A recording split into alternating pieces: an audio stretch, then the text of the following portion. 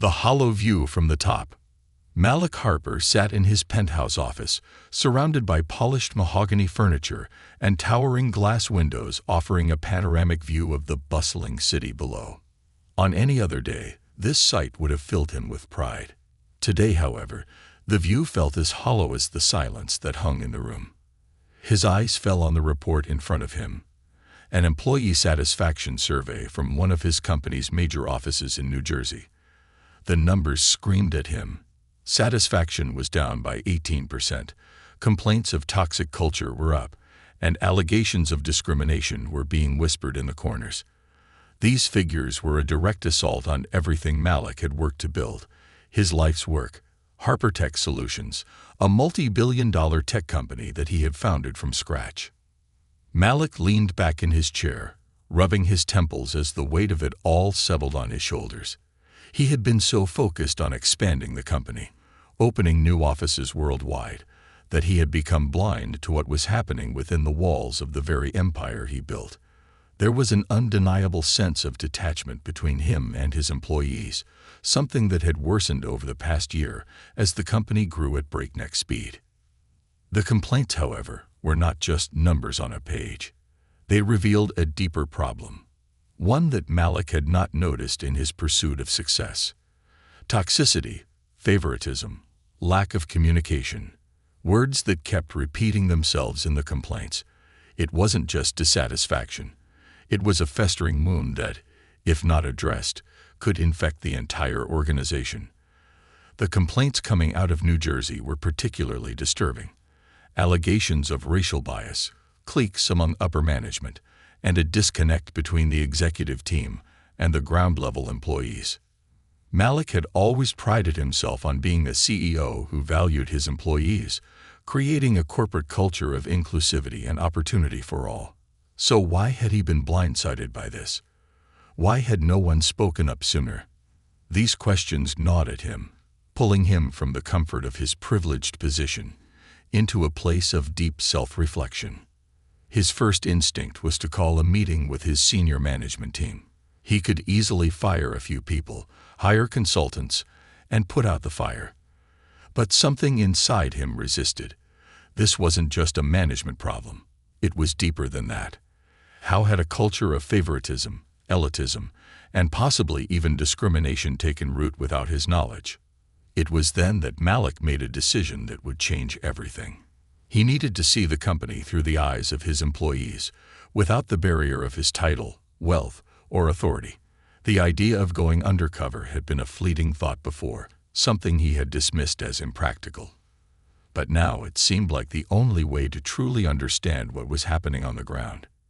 He had to blend in, be just another worker, not the CEO of a Fortune 500 company. His plan was risky. If anyone discovered his true identity, it could create a PR disaster. His presence could also skew results, with employees behaving differently around him once they knew who he was. But Malik was determined. The only way to truly understand what was happening was to experience it firsthand. The following week, Malik stood in front of the bathroom mirror in his downtown penthouse, preparing for his new role. Gone were the custom-tailored suits and sleek leather shoes that usually accompanied him to work.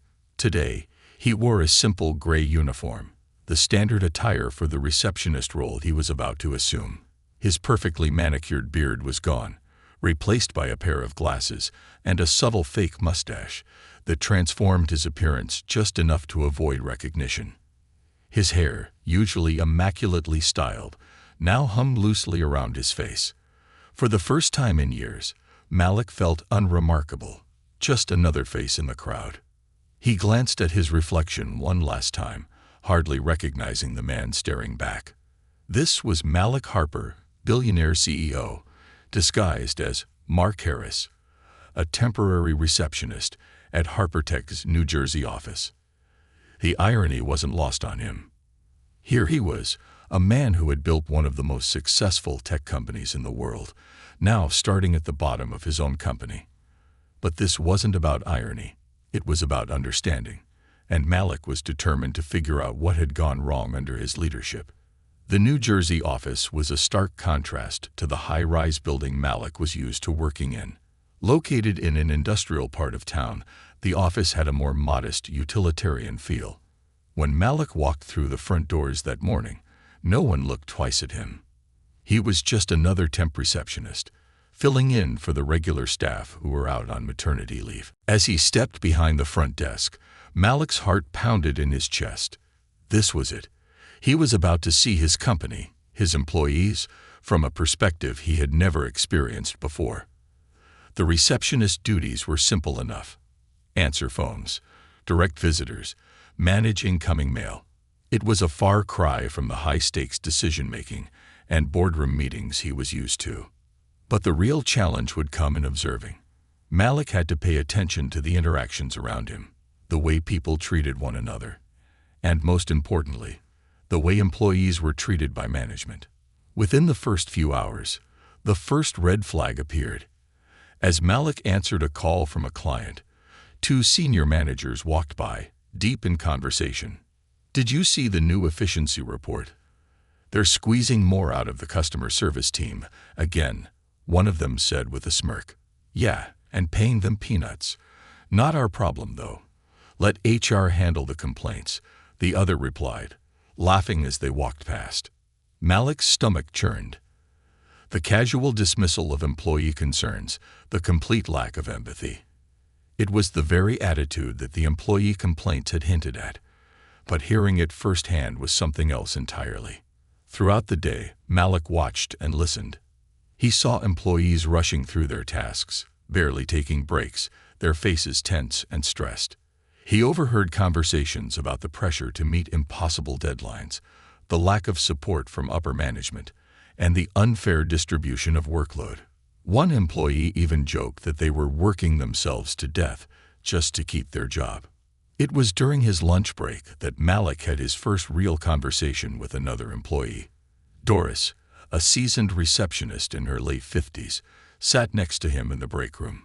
She had been working at the company for over 2 decades, but you wouldn't know it from her modest demeanor. Doris was kind, patient, and deeply observant. "Don't expect much from up there," she said with a knowing smile as they ate. "We're invisible down here. They only care about the ones who bring in the big bucks. Us frontliners. We're just cogs in the machine." Her words stung. Malik had always believed in treating every employee as valuable, as part of the team that made Harpertech great. But here was Doris, a loyal employee of 20 years, telling him that she felt unseen, unnoticed, and unappreciated. By the end of his first day, Malik was exhausted, not just physically, but emotionally. The receptionist role was simple enough, but the emotional toll of seeing the disconnect between upper management and the rest of the company weighed heavily on him. As he removed his uniform that evening, staring at his reflection once again, Malik realized the truth. His company had lost its way. Harpertech had grown too big, too fast, and in the process, it had forgotten the people who made it all possible. This was just the beginning. Malik knew he would need more than a day to truly understand what was wrong at Harpertech. And so, with a heavy heart and a renewed sense of purpose, he prepared himself for another day undercover. The real work had only just begun. Peeling back the layers of discontent, Malik Harper returned to the New Jersey office early the next morning, feeling a mixture of anticipation and dread. The first day had been eye-opening, to say the least, but Malik knew there was much more to uncover. He had barely scratched the surface of the toxic culture that had taken root in his company. Today, he was determined to go deeper, to peel back the layers and expose what was truly going wrong. Stepping back into the lobby as Mark Harris, the temporary receptionist, Malik felt the weight of the disguise even more. He was a stranger in his own company, and that sense of anonymity both troubled and intrigued him. The day before, Malik had been overwhelmed by the sheer disconnect between management and lower-level employees, but today, he would pay closer attention to the individuals around him, the people who made Harpertech run from the ground up. His first task was answering phones, a monotonous duty that allowed him plenty of time to observe. As he fielded calls and greeted visitors, Malik couldn't help but notice the way people moved through the office. It was almost like clockwork. Every employee seemed to be operating under a silent, oppressive routine. There was no laughter, no casual conversations, no sense of camaraderie that Malik had envisioned his company culture would foster. In between calls, Malik caught sight of Linda Daniels, a senior manager in charge of operations for the New Jersey office. Linda had always been known for her efficiency and hard-nosed approach to leadership. The board had praised her for keeping the New Jersey office profitable despite tight budgets and increased workloads. But Malik had a growing suspicion that this praise was masking deeper issues. Linda breezed through the lobby like a storm cloud, her eyes scanning the area with a critical glare. She didn't make eye contact with anyone. Not the front desk staff, not the lower-level employees passing by. Instead, she moved with the assuredness of someone who considered themselves above the fray. "Get those reports to me by the end of the day," Malik overheard Linda say sharply to one of her subordinates, not even bothering to stop as she passed the young woman standing by the coffee machine. The woman, a junior analyst named Rebecca, nodded quickly, her face tightening with stress as Linda swept past her without another word. Malik watched as Rebecca took a deep breath and returned to her desk, her movements hurried and anxious. He had seen that look before, the look of someone who was overworked, undervalued, and terrified of making a mistake. It was a look Malik had never thought he would see in his own company. As the morning wore on, Malik began to see more of the same. Employees moved through their tasks like automatons, their interactions with management limited to brief, clipped instructions. There was no warmth, no encouragement, just the cold efficiency that Linda seemed to embody. Malik's stomach twisted as he realized that this was the culture he had allowed to flourish under his watch. The first break of the day came around 11 a.m., and Malik took the opportunity to step away from the front desk for a few minutes. He headed to the small break room, where employees gathered for coffee and quick conversations. As he entered, he spotted Doris again, sitting at a corner table with a few other longtime employees. Her eyes met his, and she offered him a small nod of recognition. "Mark, right?" Doris said as he sat down beside her. "How's the temp gig treating you?" Malik gave her a half-smile, the weight of the situation heavy on his shoulders. "It's different," he admitted. "A lot to take in." Doris nodded, her expression unreadable. "That's one way to put it. Been here long enough to see it all, and let me tell you, things weren't always like this." "Like what?" Malik asked, leaning forward slightly. He was eager to hear more from someone who had been with the company for so long. Doris sighed and took a sip of her coffee before speaking. "When I started here, Harpertech was small. We were a tight-knit team, you know. The bosses cared about us. There was a real sense of community. But once we started growing, things changed. Management became more distant, more focused on profits and deadlines than on people. Now it's all about who can work the hardest, the longest, and for the least amount of pay." Her words cut deep. Malik had always believed in the power of growth, in expanding his company to new heights.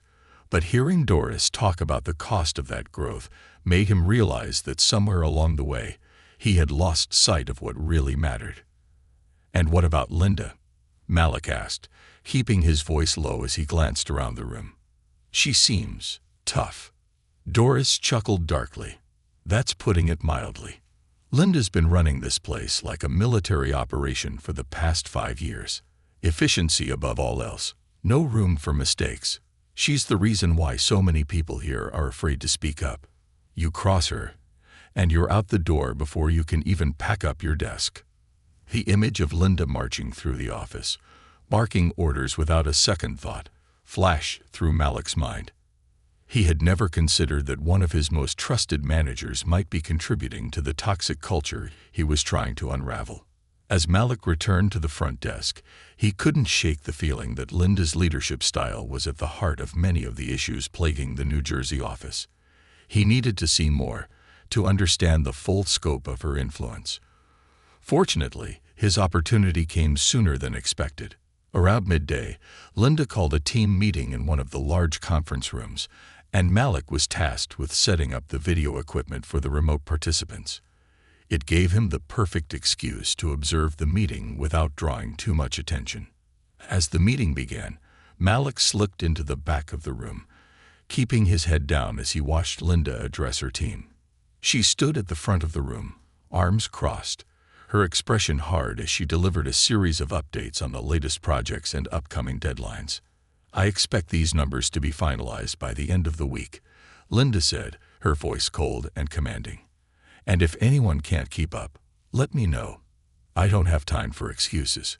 Her word hung in the air like a threat, and Malik noticed the way several employees shifted uncomfortably in their seats.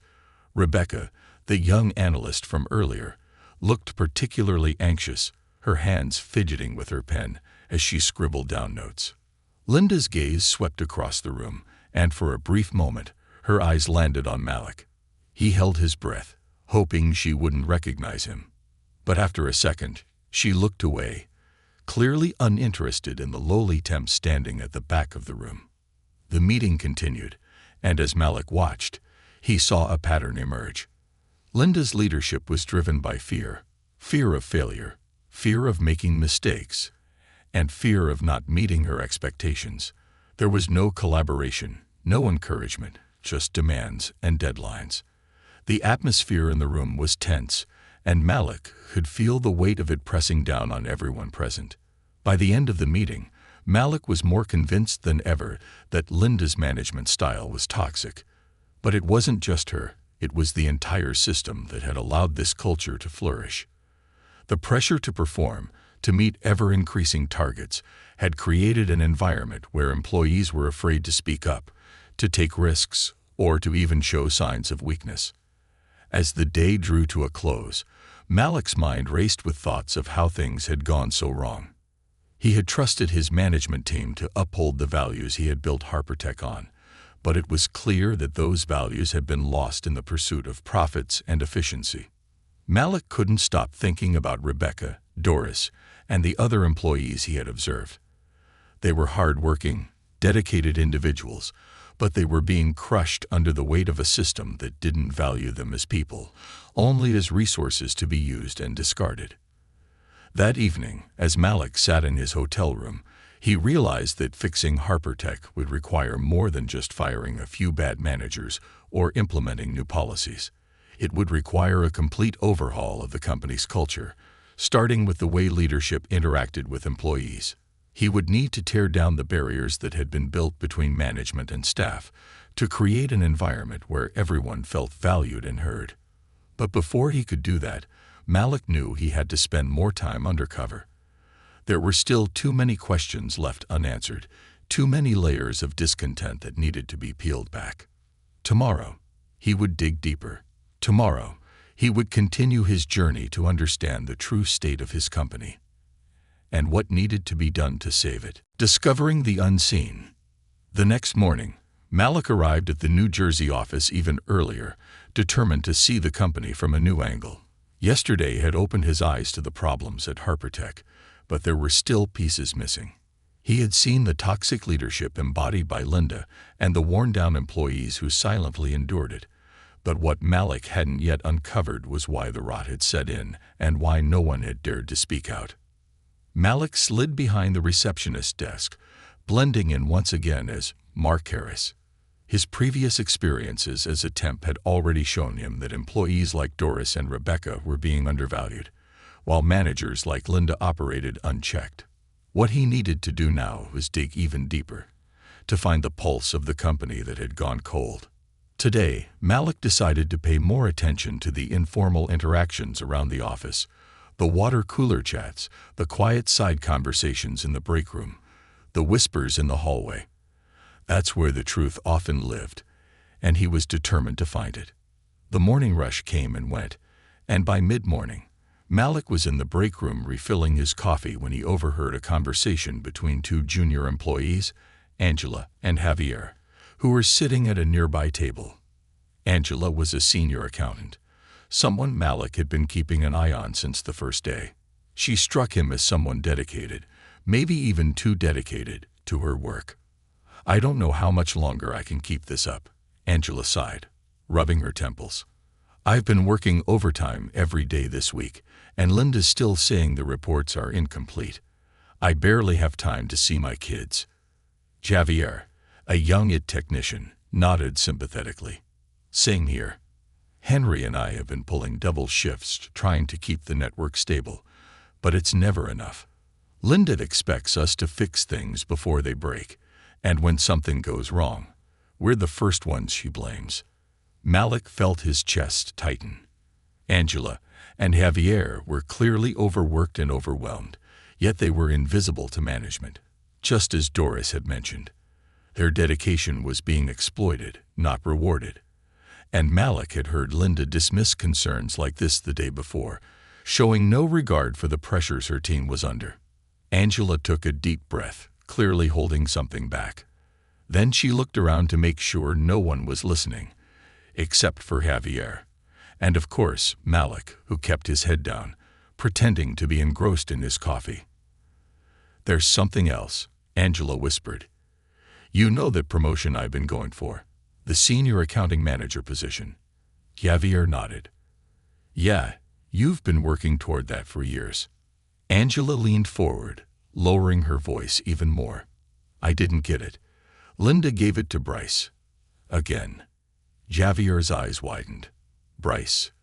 But you're way more qualified than he is. He's barely been here 2 years, and he's constantly slacking off." Angela's face hardened. "I know, but Bryce is part of her inner circle, as everyone calls it.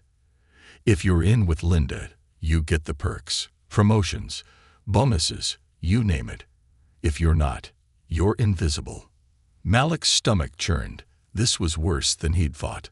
Not only was Linda running her department like a dictatorship, but she was also perpetuating a culture of favoritism, rewarding those who played into her power structure, while sidelining employees who genuinely deserved recognition. Angela's next words hit Malik like a punch to the gut. "I've thought about leaving," she said quietly. "I love this company, but I can't do this anymore. If things don't change soon, I'm gone." Javier looked shocked, but he didn't argue. It was clear that Angela wasn't alone in her frustration. Malik clenched his fist under the table, keeping his expression neutral. Angela was one of the best employees Harpertech had, and she was ready to walk away. This wasn't just a problem with Linda. It was a systemic issue that was driving away the company's most valuable people. Malik had known there were cracks in the foundation, but now he realized the entire structure was crumbling. Later that day, Malik had an unexpected encounter with Henry, the IT technician Javier had mentioned earlier. Henry was a quiet man, always smiling and willing to lend a hand. His technical skills were unmatched, and he had a natural ability to solve problems without breaking a sweat. But what really stood out about Henry was his attitude. In an office full of stressed and overworked employees, Henry remained a beacon of positivity. As Malik manned the reception desk, Henry approached with a friendly grin, holding a stack of cables and some replacement parts for the office network. "Hey, Mark," Henry said, nodding at Malik. "How's it going today?" Malik smiled back, grateful for the opportunity to interact with someone who seemed genuinely content with his work. "Can't complain. How about you? Looks like you've got your hands full." Henry chuckled. "Yeah, always something to fix around here. But I don't mind. It keeps me busy." There was something about Henry's demeanor that intrigued Malik. Unlike many of the other employees, Henry didn't seem weighed down by the toxic atmosphere. He was always on the move, helping out wherever he was needed, with a smile on his face. "I've noticed you're always helping people out," Malik said, trying to keep the conversation casual. "Do you ever get any recognition for it?" Henry shrugged. "Not really. But that's not why I do it. I just like making sure things run smoothly, you know. People around here have enough to worry about without their computers breaking down." Malik nodded, feeling a pang of guilt. Henry's humility was admirable, But it was also infuriating. This man was going above and beyond to keep the office running, yet he wasn't being rewarded for it. In fact, he was barely being acknowledged. "You ever think about moving up?" Malik asked, "taking on more responsibility?" Henry laughed, shaking his head. "Nah, I'm happy where I am. I don't need a fancy title or a bigger paycheck to do what I love. Besides, I'm not really the type to climb the corporate ladder. I just like helping out."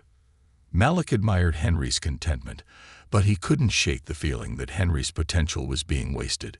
Here was someone who had the skills, the attitude, and the dedication to make a real impact, yet he was stuck in a junior role, largely unnoticed by management. If HarperTech was going to survive, Malik knew he needed to find a way to empower employees like Henry, people who were quietly holding the company together, while the upper echelons remained oblivious. As the day wore on, Malik found himself in the break room once again, this time observing a small group of mid-level employees huddled together in hushed conversation. He recognized a few of them from the customer service team, people who were often on the receiving end of complaints and frustrations from clients. They looked exhausted, their faces drawn and weary, as they discussed the latest round of performance evaluations.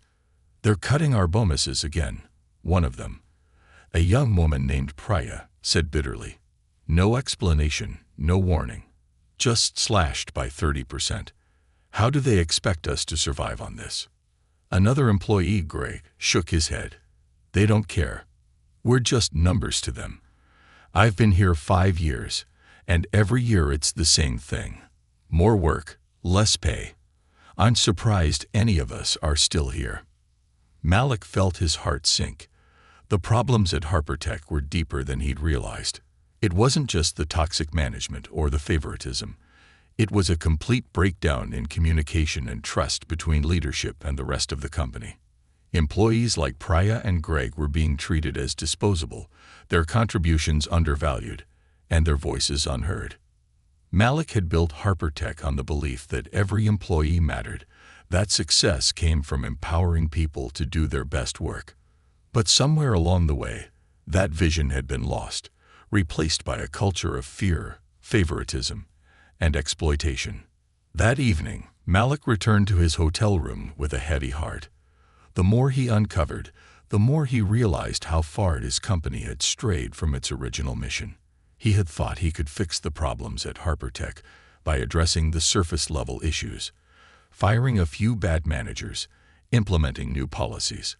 But now he saw that the problem was much deeper. The entire culture needed to be rebuilt from the ground up. But how?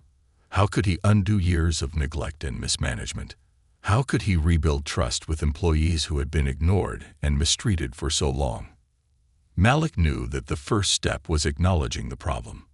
He needed to face the fact that he had allowed this toxic culture to take root in his company, and he needed to show his employees that he was committed to making things right. But he also knew that words wouldn't be enough. Action was required. Bold, decisive action that would show his employees that HarperTech was going to change. And it had to start with him. Malik sat at the desk in his hotel room, staring out at the city skyline, just as he had done the day before. But this time, the view didn't feel quite as hollow. It felt like a challenge. A reminder that success wasn't just about profits and growth. It was about people. And Malik was ready to do whatever it took to put his company back on the right path. Tomorrow, he would take the first steps.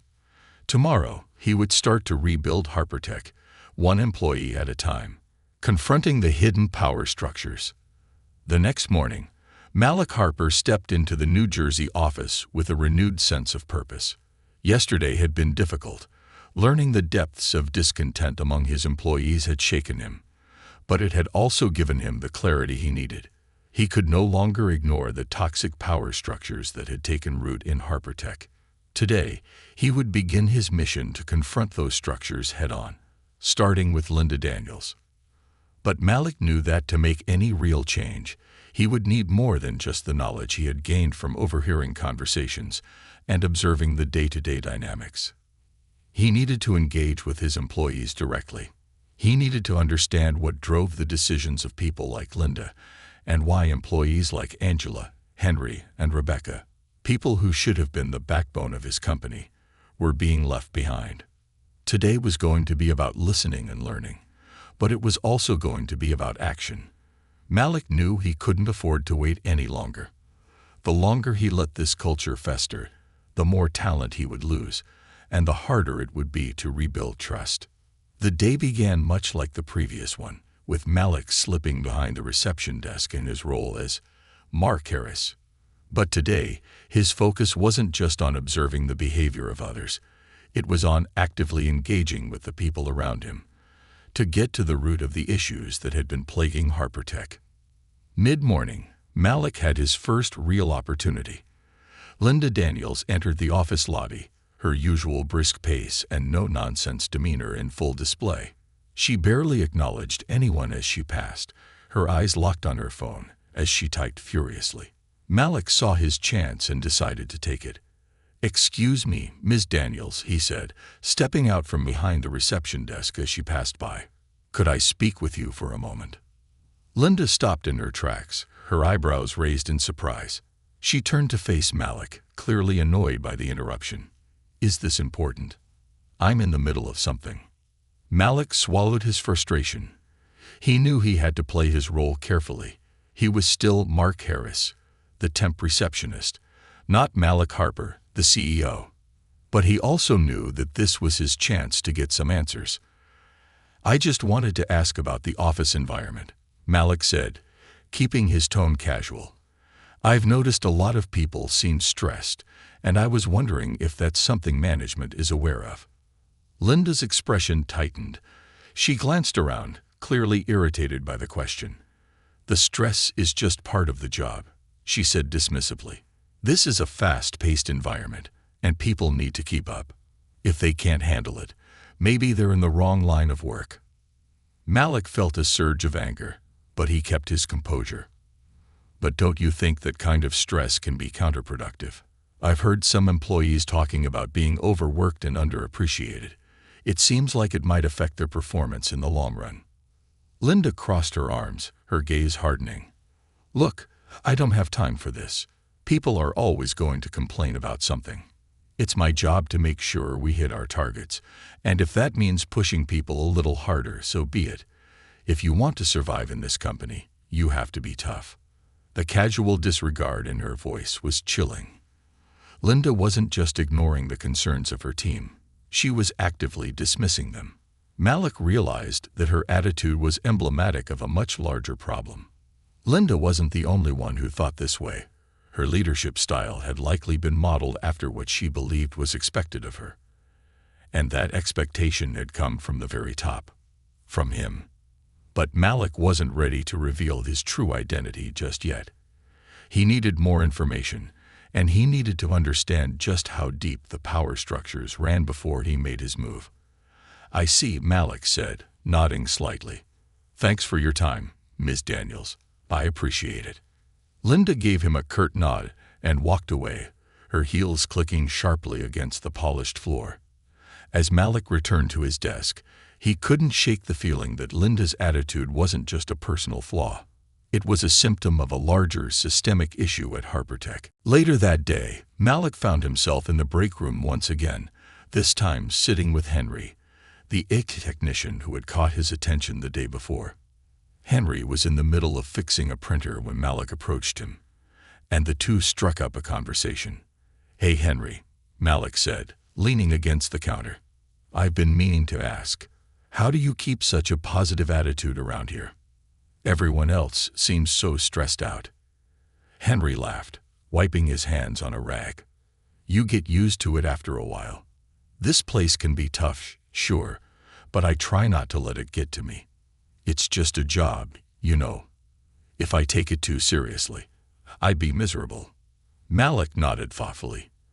"Yeah, I've noticed that you're always willing to help people out, even when things get crazy. Do you feel like that's appreciated?" Henry shrugged. "Not really. But I don't do it for recognition. I just like helping people. I've seen too many folks around here get bogged down by the stress and the deadlines. If I can make someone's day a little easier, that's enough for me. Malik couldn't help but admire Henry's resilience, but he also felt a deep sense of frustration. Henry was exactly the kind of employee HarperTech should have been nurturing. Someone with a strong work ethic, a positive attitude, and a genuine desire to help others. Yet here he was, stuck in a junior role with little recognition or opportunity for growth. "Do you ever think about moving up?" Malik asked, echoing the question he had posed to Henry the day before. "You've got a lot of talent. Seems like you'd be great in a leadership position." Henry chuckled. "Nah, I'm not cut out for that. Besides, this company doesn't really promote people like me. They're more interested in the ones who can play the game, you know. The ones who get in good with management." Malik's heart sank. Henry's words confirmed what he had already suspected. HarperTech's promotion system was broken. Employees weren't being rewarded based on merit. They were being promoted based on their connections, their ability to play office politics. And that was costing the company dearly, not just in terms of talent retention, but in terms of morale. In the afternoon, Malik had the chance to observe another meeting, this time between Linda and the department heads. As he watched from his usual spot behind the reception desk, he saw the same patterns emerging. Linda dominated the conversation, her tone harsh and uncompromising, while the department heads sat in tense silence, offering little in the way of feedback or collaboration. At one point, Linda turned to Angela, the senior accountant who had confided in Javier about being passed over for promotion. "Angela, I need those financial reports on my desk by the end of the day," Linda said sharply, "and make sure they're error-free this time." Angela nodded, her face tight with stress. "I've been working on them all week, but we're still waiting on some data from the marketing team. It might take another day or two." Linda cut her off with a wave of her hand. "I don't want excuses. I want results. If you can't get it done, I'll find someone who can." The threat hung in the air, and Angela's face flushed with a mixture of embarrassment and anger. Malik could see the tension building in her shoulders, the strain of working under someone who offered no support, no understanding, only demands. It was the final straw for Malik. He had seen enough. The culture of fear, the favoritism, the lack of recognition. It was all coming from people like Linda, but it had been allowed to thrive because of him.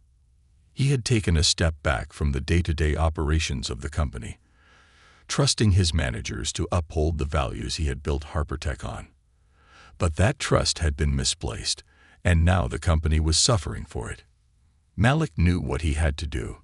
It was time to confront the truth and take action, not as Mark Harris, the temp receptionist, but as Malik Harper, the CEO. That evening, Malik sat in his hotel room, staring out at the city skyline once again. But this time, his mind was clear. He had spent enough time observing, listening, and learning. Now it was time to act. The next day, Malik would return to the office as himself, not in disguise, but as the leader his company needed him to be. He would call a meeting with the senior management team, and he would confront the issues head-on. Linda, Bryce, and anyone else who had contributed to the toxic culture would be held accountable. But more than that, Malik would take responsibility for the company's failures. He would make it clear that HarperTech's culture needed to change, starting from the top. And it wasn't just about firing people or implementing new policies. It was about rebuilding trust, creating a system where employees like Angela, Henry, and Rebecca could thrive. It was about tearing down the power structures that had made people like Linda untouchable and giving every employee a voice. The reckoning. The morning of Malik Harper's return as CEO to the New Jersey office dawned with an unusual crispness in the air, as if the world itself anticipated the shift that was about to take place. Malik, for his part, felt a heavy mix of resolve and trepidation as he put on his usual business suit, a far cry from the anonymous uniform he had worn as Mark Harris. Today, there would be no disguise. He was coming back in full view, prepared to face the consequences of what he had uncovered during his time undercover. The day had come to confront the leadership team, expose the systemic issues that had plagued HarperTech, and begin the monumental task of rebuilding the company from the ground up. By 9 a.m., Malik was in the New Jersey office, stepping through the glass doors not as the temp receptionist, but as the man at the helm of the entire organization. His presence immediately caused a stir. Employees who had walked past him for days without a second glance now looked up, startled, unsure of what to make of his sudden reappearance. There was an undercurrent of confusion and tension in the air, and Malik could feel it in every glance that flickered his way. It was time. The boardroom was a sleek, modern space, equipped with all the trappings of corporate success: polished mahogany tables, leather chairs, and a panoramic view of the city skyline. But today, the room felt oppressive to Malik. It wasn't just the weight of the decisions he was about to make. It was the knowledge that this space had become disconnected from the rest of his company. It was a symbol of everything that had gone wrong. Malik stood at the head of the table, waiting as the senior management team filed into the room. Linda Daniels was among the first to arrive, her expression one of mild surprise, though quickly masked by her usual confidence. She took her seat with a curt nod, already focused on the stack of documents in front of her. The others followed: Bryce, the manager who had benefited from favoritism; Angela, the senior accountant who had been passed over time and again; Rebecca, the overworked junior analyst; and a handful of other department heads. The room grew silent as everyone took their seats. Malik could feel their eyes on him, some curious, others anxious. They had no idea what was coming. When everyone was seated, Malik took a deep breath and began. "Thank you all for coming.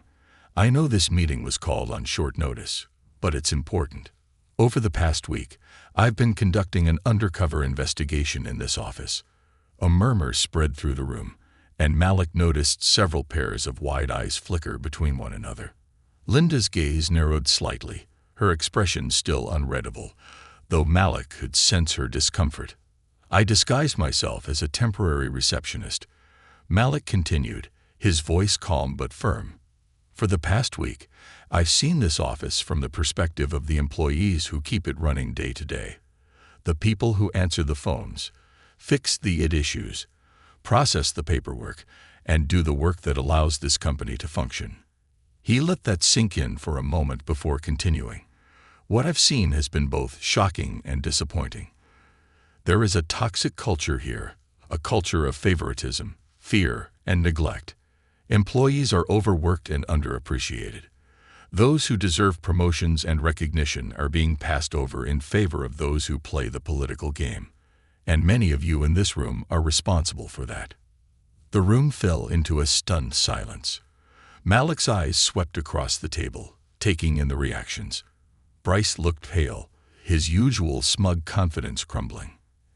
Angela sat stiffly, her expression a mixture of shock and vindication. Linda, however, remained impassive, her arms crossed as if bracing herself for a fight. "I've heard employees talk about being overlooked for promotions, about their bonuses being cut without explanation, and about how they feel invisible to management," Malik said, his voice rising with intensity. "I've seen how some of you, especially you, Linda, treat your subordinates with disdain, offering no support or recognition, only demands and threats." Linda's eyes finally met his, cold and calculating. She opened her mouth to speak, but Malik cut her off. "This stops today." The words hung in the air, heavy and final. Malik could see Linda's eyes narrow, her lips tightening, but she remained silent. "I've seen enough to know that this isn't just a problem with one or two people," Malik said, turning his gaze to the rest of the team. "This is a systemic issue that has been allowed to fester because I have been too focused on growth, expansion, and profits to see what was happening inside the company. That ends now." There was a pause as Malik let the weight of his words settle. Some of the department heads shifted uncomfortably in their seats, while others stared down at the table, avoiding his gaze. "I'm not just here to reprimand you," Malik continued. "I'm here to fix this, and fixing this means making some difficult decisions. He turned to Linda, his voice calm but resolute. Linda, you've been with this company for years. You've overseen a great deal of growth and helped keep this office profitable. But in doing so, you've fostered a culture of fear, favoritism, and abuse. Your leadership style is toxic, and it's damaging this company from the inside out. Effective immediately, you're relieved of your position. The room erupted into a stunned silence. Linda's face hardened, and for the first time, Malik saw a flash of genuine anger in her eyes. "You can't be serious," she said, her voice low and dangerous. "I've dedicated years to this company. I've made sacrifices, and so have the people who work under you." Malik interrupted, his tone sharp. "People like Angela, who have been passed over for promotions because they aren't part of your inner circle. People like Henry, who work tirelessly to keep this office running, but receive no recognition because they aren't playing office politics. You've created a system where loyalty and hard work are less important than personal connections, and that's unacceptable." Linda's jaw clenched, but she said nothing more. She knew she had no defense. Malik turned to Bryce next. "Bryce, you've been the beneficiary of this system. You've been promoted twice in the past 3 years, despite lacking the qualifications and work ethic of others who were more deserving. I'm not here to punish you for that. It's not your fault that the system favored you. But that ends now. If you want to stay with this company, you'll need to prove that you deserve your position." Bryce nodded, his face pale. Malik could see the fear in his eyes, but he wasn't interested in humiliating the young man. This was about creating a fair system, not tearing people down. "I'm implementing new protocols for promotions and evaluations," Malik said, addressing the entire room. "From now on, promotions will be based on merit, on the quality of your work and your contributions to the company, not on who you know or how well you can navigate office politics. There will be regular, transparent evaluations, and every employee will have the opportunity to provide feedback on their managers." He paused, letting his words sink in. "And I will personally oversee this process to ensure that it's followed." Malik turned to Angela, who sat at the far end of the table, her hands folded in her lap. "Angela, you've been passed over for promotions time and again, despite being one of the most dedicated and hardworking employees in this office. That ends today. Effective immediately, you're promoted to Senior Accounting Manager. Your hard work and dedication deserve recognition." Angela's eyes widened, and for a moment, she looked as though she couldn't believe what she was hearing. Then, slowly, a smile spread across her face, one of relief, vindication, and gratitude. "Thank you," she whispered, her voice thick with emotion. Malik gave her a nod before turning to the rest of the room. "This isn't going to be easy. Changing the culture of this company will take time, and it will require all of us to work together. But I'm committed to making HarperTech a place where every employee feels valued and heard, a place where hard work is rewarded and where toxic behavior is not tolerated." There was a pause, and then Malik added, "If any of you feel that you can't be part of that change, you're welcome to leave. But for those who are willing to stay and help rebuild this company, I'm ready to work with you." The room remained silent for a long moment as Malik's words sank in. He could see the wheels turning in their heads, the realization that things were about to change, and that they had a choice to make. Some, like Bryce, looked nervous, unsure of what the future would hold. Others, like Angela, looked hopeful, as if they were finally being given the chance they deserved. And then, slowly, one by one, they nodded. Malik could feel the shift in the room, the beginning of something new, something better. That evening, Malik sat in his office, the weight of the day's events still heavy on his shoulders. He knew that the changes he had set in motion would not be easy, and there would undoubtedly be resistance along the way. But for the first time in a long while, he felt a sense of hope. HarperTech had been broken, but it wasn't beyond repair. With the right leadership, with the right people, and with a renewed commitment to its values, it could become something better, something stronger. Malik had seen the worst of his company, but now he was ready to build the best version of it. And he knew that, together, they could make HarperTech the company it was always meant to be. Malik knew it wouldn't be easy. There would be resistance. Some people would push back. Others might try to undermine the changes he wanted to make. But he was ready. He had seen the worst of what HarperTech had become. And now he was determined to build something better. Tomorrow, Malik would take the first step. He would confront the hidden power structures that had poisoned his company, and he would begin the long, difficult process of rebuilding HarperTech from the ground up. Rebuilding the foundation.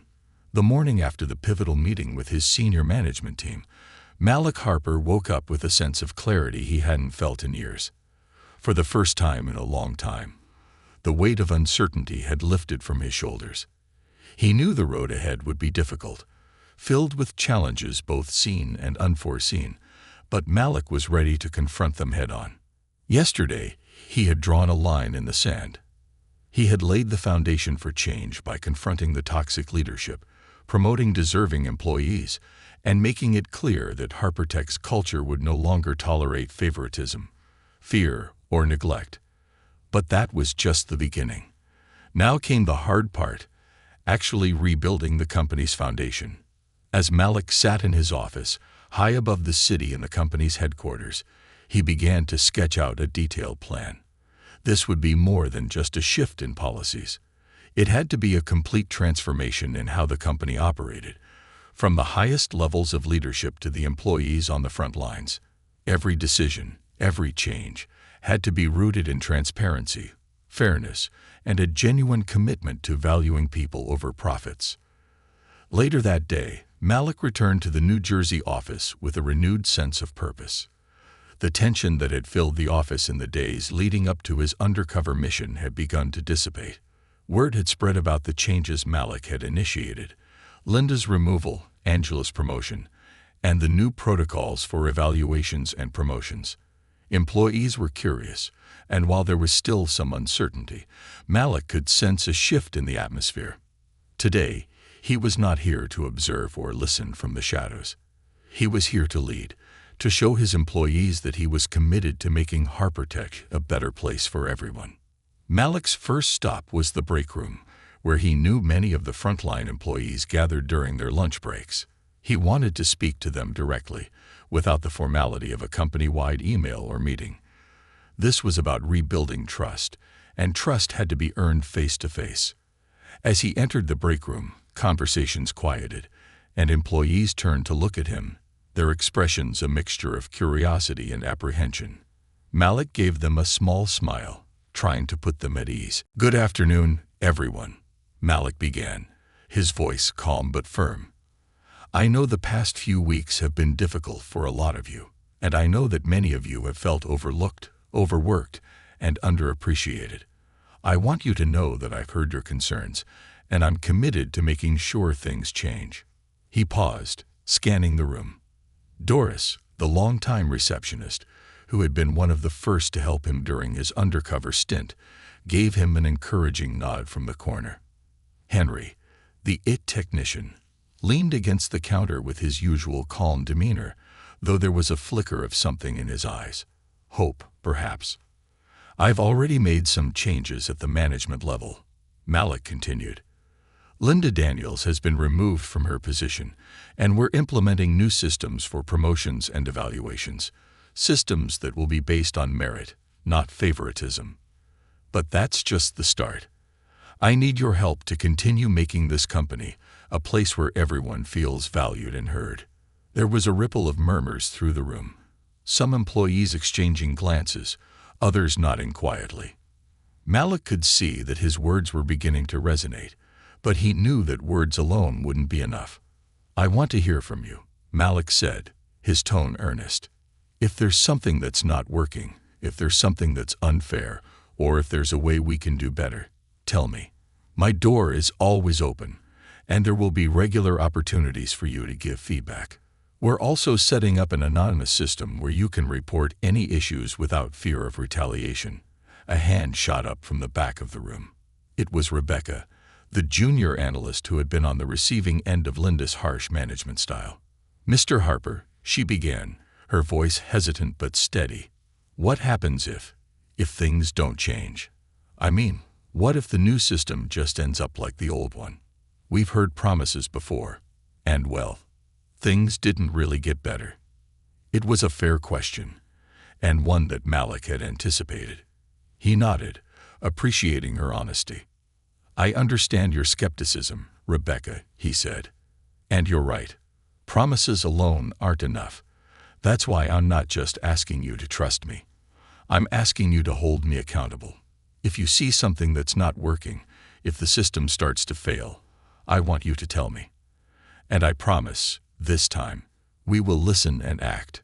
Rebecca seemed to consider his words for a moment, then nodded, satisfied for now. Malik knew he had more work to do to earn her full trust, and the trust of others. But this was a start. Over the next few weeks, Malik threw himself into the task of transforming HarperTech's culture. He personally oversaw the rollout of the new evaluation and promotion protocols, ensuring that every department followed the guidelines strictly. Promotions were now based on clearly defined criteria, including performance reviews, peer evaluations, and contributions to team success. No longer would employees be promoted based on their connections or their ability to curry favor with management.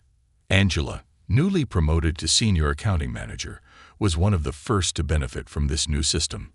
Her promotion sent a clear message to the rest of the company. Hard work, dedication, and merit would be rewarded. But Malik's changes didn't stop there. He implemented a series of company-wide initiatives designed to foster collaboration and communication across all levels of the organization. One of the most significant changes was the introduction of regular all-hands meetings, where employees from every department could speak directly to senior leadership, including Malik himself. These meetings were designed to create a culture of transparency and openness, where concerns could be addressed in real time and employees could feel heard. Malik also worked closely with the HR department to revamp the company's policies on workplace conduct, with a particular focus on preventing the kind of toxic behavior that had flourished under Linda's leadership. The new policies included clear guidelines for respectful communication, anti-discrimination measures, and a zero-tolerance stance on bullying or favoritism.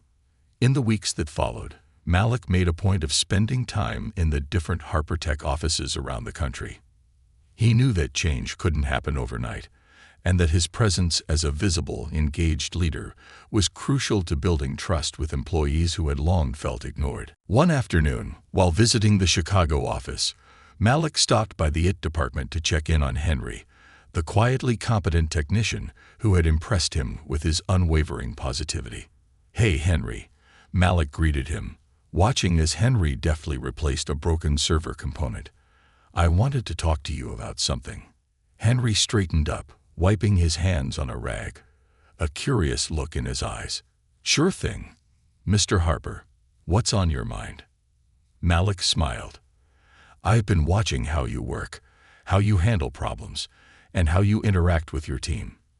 You're a natural leader, Henry, whether you realize it or not. And I think this company could use someone like you in a bigger role." Henry looked taken aback. "Me? A leader?" Malik nodded. "Yes, you. You've got the skills, the attitude, and the respect of your peers. I'm promoting you to IT team lead, effective immediately. You'll be managing a team and helping us improve our infrastructure across all offices." Henry's eyes widened, and for a moment, he was speechless. Then, slowly, a broad grin spread across his face. "I don't know what to say. Thank you, Mr. Harper. I won't let you down." "I know you won't," Malik said, clapping him on the shoulder. "You've earned this." The next few months were transformative for HarperTech. Malik's changes began to take root, and the effects were palpable. Employee satisfaction scores began to climb, and the number of complaints dropped significantly. The new promotion system ensured that people like Angela and Henry were recognized for their contributions, while those who had previously been promoted based on connections were either reassigned or given the opportunity to prove themselves under the new guidelines. But perhaps the most significant change was the shift in the company's culture. The fear that had once permeated the office was fading, replaced by a sense of optimism and possibility. Employees began to speak up more, knowing that their voices would be heard and that they could contribute to the company's success in meaningful ways. Malik made it a point to continue his practice of walking the floors, talking to employees at every level. He wasn't just the CEO sitting in his corner office anymore. He was part of the team. And the more he engaged with his employees, the more he realized just how much untapped potential HarperTech had. One afternoon, Malik sat in his office, reflecting on the journey that had brought him to this point.